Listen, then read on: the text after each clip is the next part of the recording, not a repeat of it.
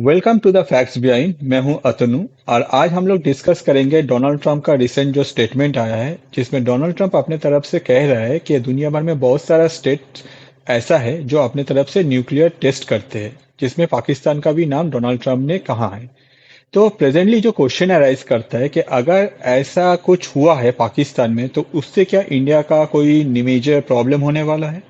दूसरा, अगर पाकिस्तान ने ये टेस्ट नहीं किया है, जैसे कि डोनाल्ड ट्रंप हमेशा ही ज्यादातर जो उनका स्टेटमेंट होता है उसमें काफी जो फैक्ट्स है वो हम लोग को नहीं मिलता है, फिर डोनाल्ड ट्रंप ने ऐसा क्यों बोला।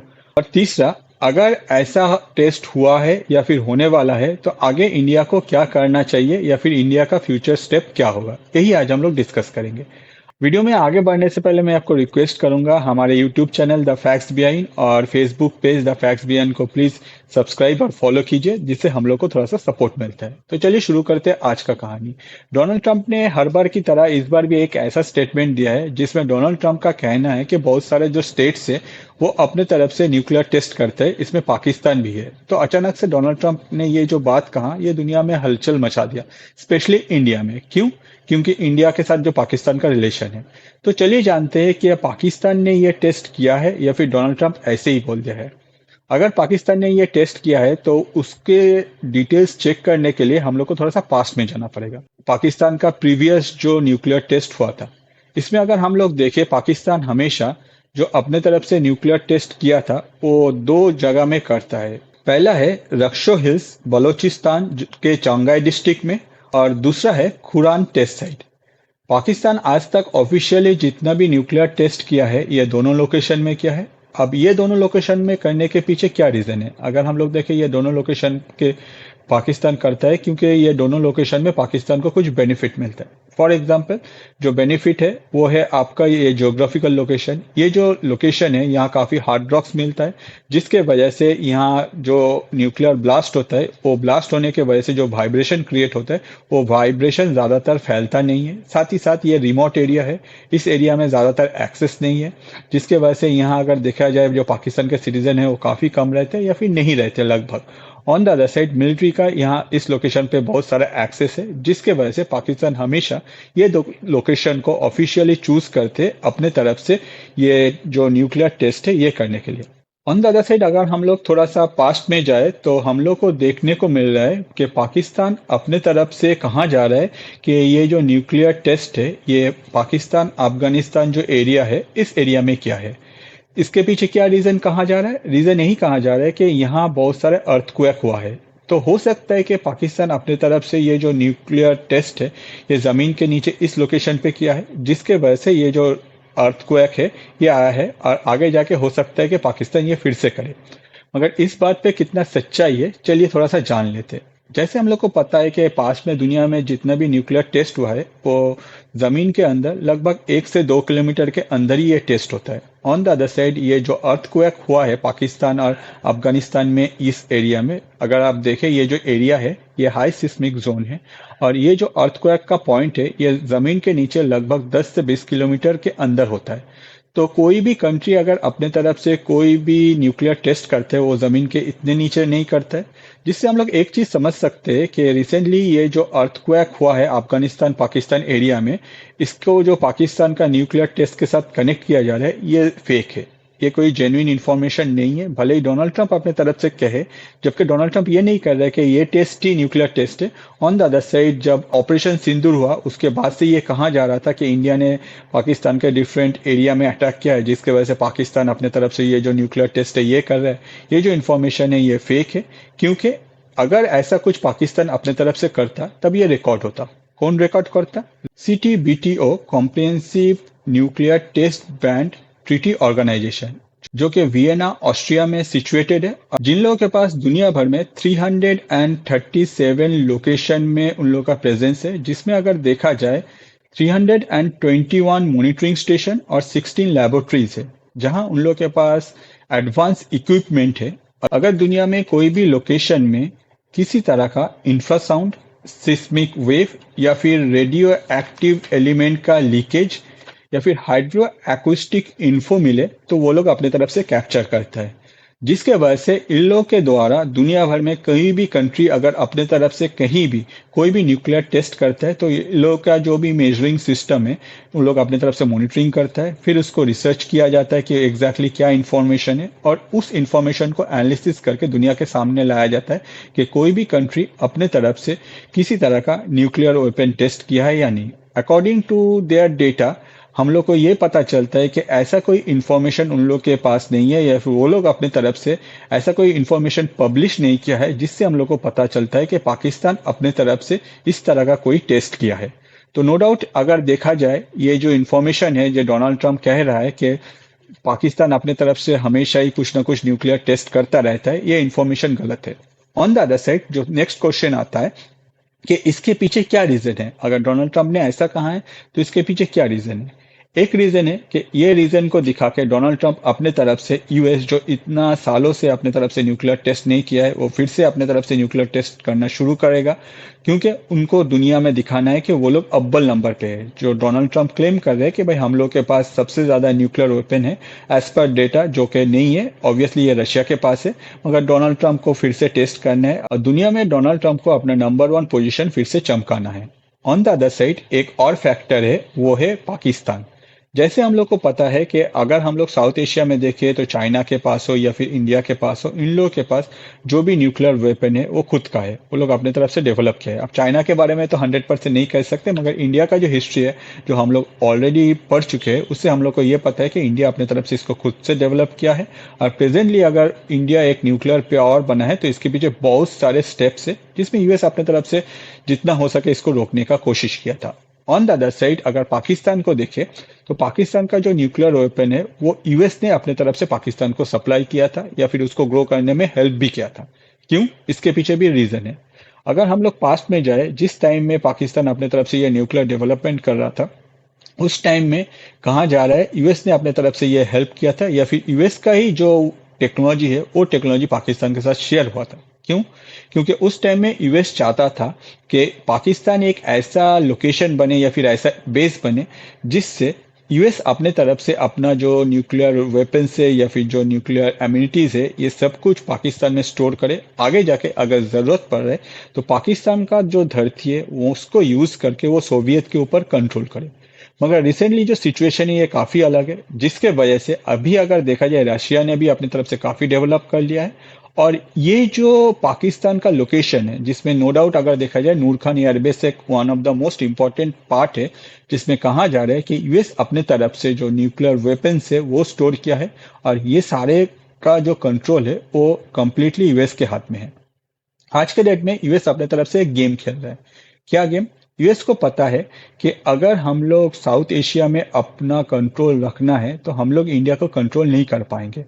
लास्ट कुछ सालों से इंडिया जिस तरह से डेवलप करे, चाहे वो इंडिया का जो इकोनॉमिक कंडीशन हो, चाहे वो इंडिया का जीडीपी हो, चाहे वो इंडिया में जिस तरह से इंडिया अपने तरफ से अपना जो मैन्युफैक्चरिंग सेक्टर है उसको डेवलप कर रहे, या फिर अगर इंडिया का जो एमुनेशन है जिसमें मिसाइल्स पावर है, या फिर इंडिया अपने तरफ से जिस तरह से सैटेलाइट ग्रो कर रहे हैं, या फिर इंडिया जैसे मून पे गए, ये सब देखने के बाद यूएस को पता है कि हम लोग इंडिया को कंट्रोल नहीं कर पाएंगे। हम लोग को अगर साउथ एशिया में प्रेजेंस चाहिए जिसमें हम लोग रशिया को, साथ ही साथ चाइना को और साथ ही साथ इंडिया को काउंटर करें, तो हम लोग को ऑब्वियसली एक ऐसा कंट्री ढूंढना पड़ेगा जो कंट्री के पास ऑब्वियसली उन लोगों को बहुत सारा प्रॉब्लम है और उस कंट्री के पास न्यूक्लियर पावर हो, तभी हम लोग अपना जो प्रेजेंस है वो कंट्रोल कर पाएंगे।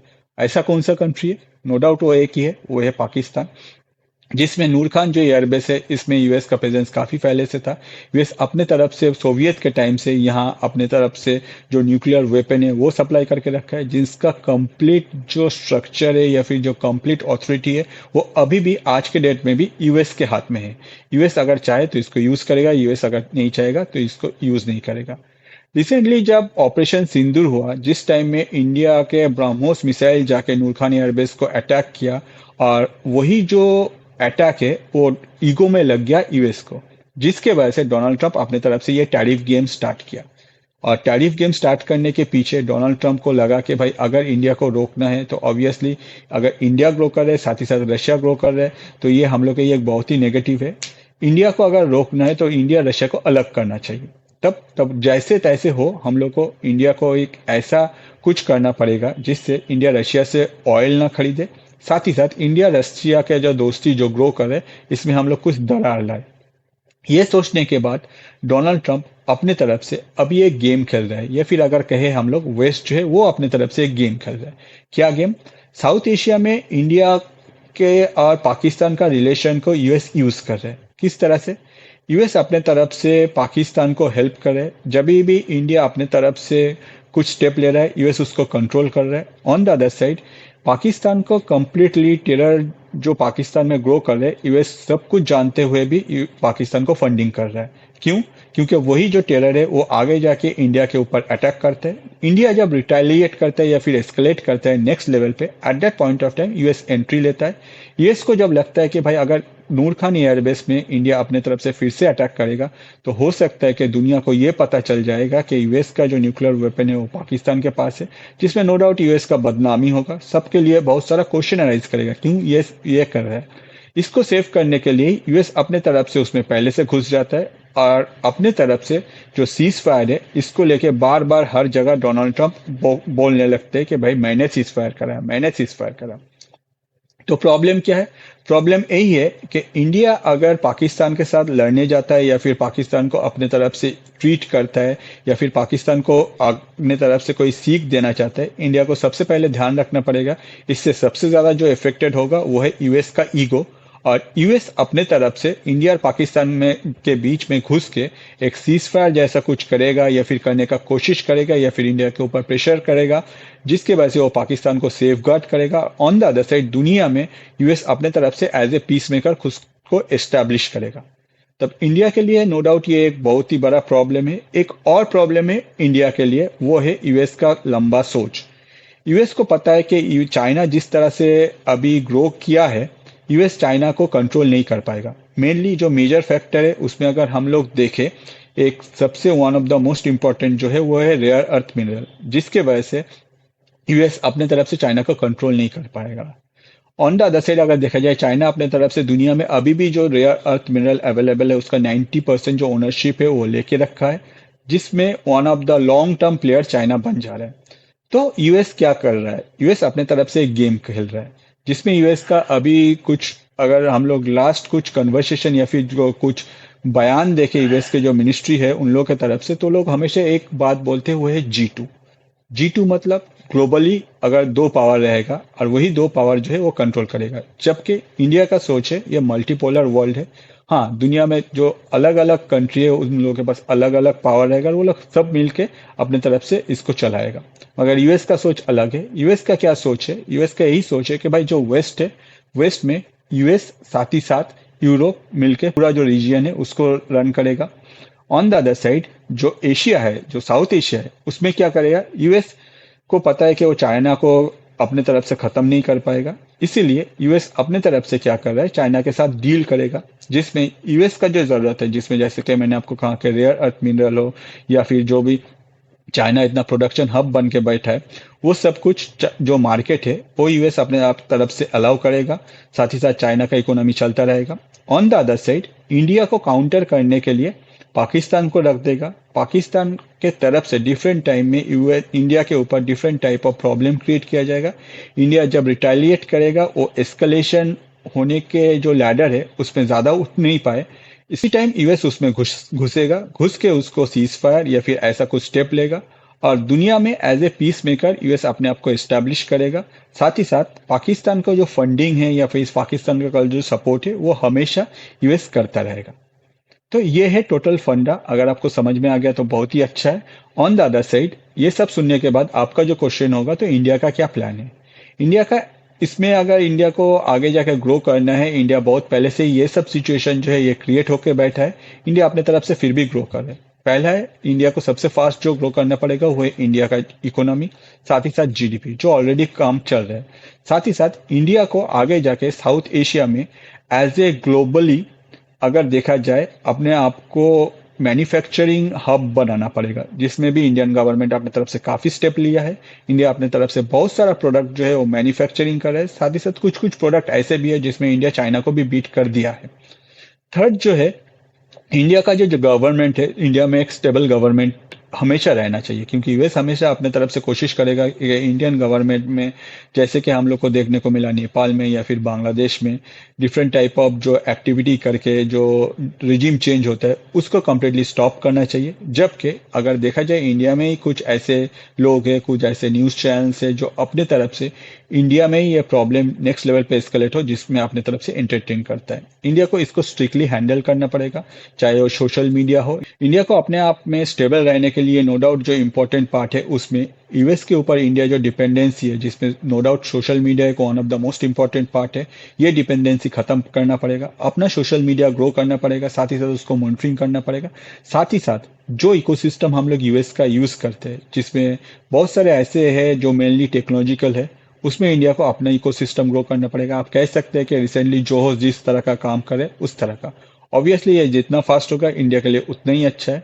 Country like Russia, country like China अपने तरफ से ये जो इकोसिस्टम है इससे बहुत पहले ही बाहर जा चुके हैं, जिसके वजह से यूएस को इन लोगों को काउंटर करने में प्रॉब्लम होता है। मगर प्रेजेंटली अगर इंडिया देखे, इंडिया का यूएस के ऊपर ये जो डिपेंडेंसी है ये जितना जल्दी खत्म हो जाएगा उतना फास्ट इतना इंडिया अपने आप को ग्लोबली ग्रो कर पाएगा। जैसे कि हम लोग को पता है इंडिया ऑलरेडी ये सारा स्टेप ले चुका है, ये सब में काम शुरू हो चुका है। जितना जल्दी इंडिया अपने आप को ये सब स्टेप में या फिर ये सब साइड में डेवलप कर पाएगा, साथ ही साथ इंडिया अपने तरफ से इंडिया और चाइना का जो रिलेशन है उसको बैलेंस करके ग्रो कर पाएगा, उतना जल्दी इंडिया अपने तरफ से आत्मनिर्भर बन पाएगा, जिससे यूएस का ये सारा जो स्ट्रैटेजी है इसको ब्रेक करने में इंडिया को हेल्प होगा। तो होपफुली आपको समझ में आ गया है कि डोनाल्ड ट्रंप का ये जो झूठ का स्टेटमेंट था ये क्यों था, और आगे यूएस क्या प्लान कर रहा है, या फिर G2 का क्या कॉन्सेप्ट है।